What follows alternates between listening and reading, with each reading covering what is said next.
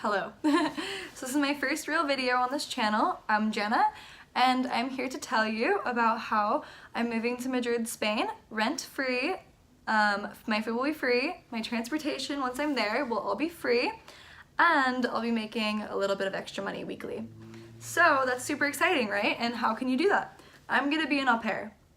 So this is just one way that you can move abroad in a very, very cheap way. Like, the cheapest way. I mean, yes, you're gonna be working, but it's usually pretty light load. It depends on the family, and it's usually really cool because you're... Whew, let's go. It's cool because you have a cultural exchange, okay? So you get to learn their language and you're helping their kids learn your language, and that's basically what's going on. So my role is that Monday through Friday, from 4:30 p.m. to 7:30 p.m., I'm gonna pick up their son Javi from school and then help him with his English homework and speak to him in English, play with him in English, and help him to have an immersive experience and help him to learn English through that way rather than from like a textbook, you know, because you really do learn so much more once you're immersed in the environment. So that's super cool. But yeah, so how did I come across this? How did I get here? How can you get here? Okay, so this is the way to do it. Go through AuPairWorld.com. That's where I found my family. My friend has found her family there. My sister found her a family on AuPairWorld.com. And this YouTuber that I follow, Zoey Arielle, I'll put her YouTube in the link. I'll link it below. She doesn't know who I am or anything, but I follow her and she has a lot of good tips for Rome. That's where she au paired at, and tips for the site, tips for how to find a good family, where to go, and all that. But yeah, so they've all used AuPairWorld.com. It's the market leader right now. It's free for the au pairs to use. A lot of other sites try to like charge you, but the families actually have to pay for their profiles. And so then it's like you get it free, but they show that they're serious about it and they're interested in it and by paying for it. And then also it's nice because they like background check them and everything, and you know it's gonna be a safer option than like other things, I guess. Another not as like traditional way, I guess, would be through Facebook pages. I'm gonna link a whole bunch below Facebook pages that I personally have used, and they're a great place to make friends as well, like once you have found a family and you're abroad, you know, because a lot of the au pairs use them. But yeah, so Facebook pages, families will post in there and say, hey, we're looking for this, and then you post yourself and I'm this, and then you can message them, they message you.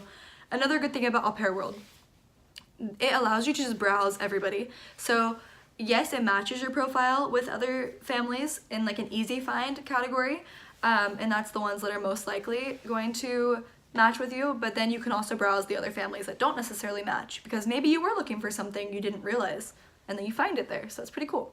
But yeah, and then another way is there's other sites, and I can link some of those below, but I mean, I don't know, I personally prefer Au Pair World. But yeah, so then once you've found a family that you're interested in, the typical way to go about it is you message with each other, download WhatsApp for sure. I'm gonna recommend WhatsApp, and that's just like, you literally just text versus like over Wi-Fi, and it works because it's international. There won't be any like fees. I mean, iMessage works, I guess, with Wi-Fi as well, but you don't want to worry about international like fees and whatnot, and WhatsApp is very, very commonly used like across Europe, across the whole world. I don't know why people in the US like never use it, but yeah. So WhatsApp, AuPairWorld.com, Facebook pages, all that, and then they're usually going to want a video chat with you. I mean, you'll probably want to see them as well. And this is my first tip. When you video chat with your family, like potential families, interviewing with them, definitely meet everybody, meet the kids, see how they feel about you coming. For me, like the little boy is 8 and he's like so sweet, and he was translating for his mom. He was excited about me coming. Whereas my sister had a situation in Rome where the kids were like 12 and 13 and they did not want like a babysitter, like they were independent, they didn't need her there, and it was kind of like, what am I here for? They don't want, and the mom would get mad because she wanted like my sister to help them with English, but the kids didn't want to talk to her, and my friend had a similar situation. So you want to be really, really, really clear on what you're coming there for. Do the kids even want you there? Because don't go if the mom is just setting it up and the kids don't want you there, because then it's gonna be rough and you're gonna fight. But yeah, so be really clear on who the family is. Find out if they have pets. If you're allergic to a pet, like you're gonna want to know. Anyway, yeah. And then another thing is, when you're talking with families, be really specific on location. So I'm gonna recommend, first of all, that you try to find a family in your dream destination. And of course, that's logic. Like, of course you would try to find that. But if a family says they're in Barcelona on Au Pair World, sometimes they mean they're like in Sitges, which is 40 kilometers away from Barcelona. And you don't want to deal with that, like, unless you're okay with it. But if you want to be in Barcelona, be in Barcelona. Like, ask them what their neighborhood is called, what part of the city they live in. Is there public transport that accesses that part of the city? Are you going to be able to get around? Yeah, so definitely be clear on all of that. And, you know, people sometimes will exaggerate. You want to make sure that you're being clear on every little detail. And another suggestion on finding the right family is schedule. You want to make sure... I need a tripod. Okay, we're back. Okay, you want to make sure that the schedule lines up with what you're looking for. Yes, you need to go into this experience knowing you are going to be working. Get excited about it. Get excited about working with kids. Get excited about, you know, learning their language and being able to communicate with their family. But also understand that you're not their slave, you know? So it's pretty normal to have like an end time. A lot of families will say you're done after 5 p.m. or you're done after 10 p.m., you know, whatever time their family needs. And find a schedule that works for your lifestyle. Are you going to want to go out at night? Find a family that isn't going to request that you come home early, obviously, you know? So you want to communicate on that. Sometimes families will explain, or sometimes families will like express that they want you home by midnight. And in like Italy and Spain, no, you're out till 4 a.m. if you're going out. Like, you are not gonna be home by midnight. You're gonna miss out on everything.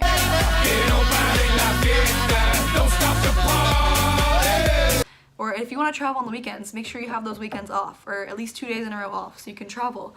And it's really common that you're only working 30 hours as an au pair. So make sure that you're not being exploited, you know? Yeah. And if you are gonna be working a lot more, try to, you know, find a family that will give a higher stipend. Like, my weekly stipend in Spain will be 60 euros, which is about average, 60 to 70. But let's say I was working like 40, 50 hours that week, I would probably expect them to do more than that, because like that's not a lot. But also keep in mind, this is not something you do for the money. If you think you're gonna go to Europe and make all this money and be a nanny and like have this glamorous lifestyle, like, yes, all of that, besides you're probably not going to make that much money. Usually the stipend is just to get you by through the week if you want to go out on the weekend or travel on the weekend. It's not something to live off of. It's not really something you're going to put in your savings. Yeah, no. I had a girl complain to me about her experience based on how much she was paid, and I was like, you did realize they like provided you with free living and like provided you with all your food, and that's payment in itself. So if you think about it this way, if you were paying to live there by yourself in the downtown area or even suburb area of a capital of a country, you think you're going to be able to afford it based off of what they would pay you if you didn't live with them and they paid you more? You'd probably barely be getting by. I'm going to say no for all the right reasons. Just be really clear on schedule, be really clear on who the family is, meet everyone, make sure that their lifestyle will meet up with your lifestyle.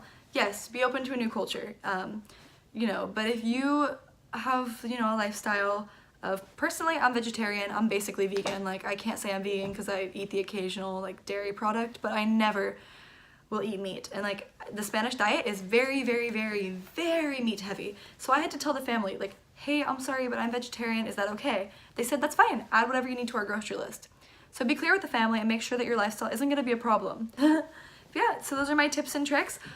When I'm in abroad, I'm leaving in May, and I'm going to be making a lot of videos about Madrid, of course, because I'll be living in Madrid. I'm going to Rome first, actually, and I'm going to be going to Paris for a music festival.